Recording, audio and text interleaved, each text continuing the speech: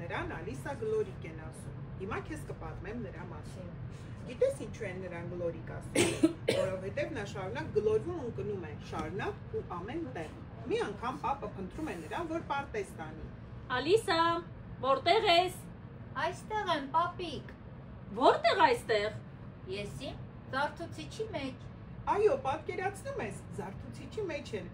Նա ուզել է իմանալ, թե ինչն է այնտեղ շարունակ տկտկում։ Այնքան է ուզել, այնքան, որ բացել է ժամացույցի ետևի դռնակը եւ մի ակնթարթում ընկել անիվների ու զսպանակների մեջ։ Հիմա նա ստիպված է շարունակ ցատկոտել անիվի մի ատամից մյուսը, որպեսզի չընկնի խելացի պտուտակների տակ, որովհետեւ որոնք հապը տծում են եւ կրկնում թիկ-թակ, թիկ-թակ։ Մի անգամ էլ պապը կանչում է նրան նախաճաշի։ Ալիսա, որտեղ ես։ Այստեղ եմ, պապիկ։ Որտեղ այստեղ։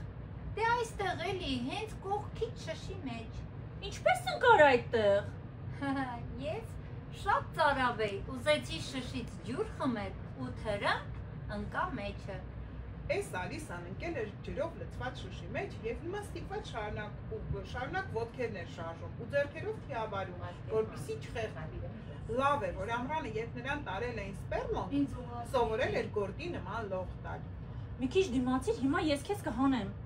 Պապը շշի մեջ բարակ թոք իջեցրեց։ Ալիսան ճարպկորեն բարձրացավ պարանով եւ դուրս եկավ շշից։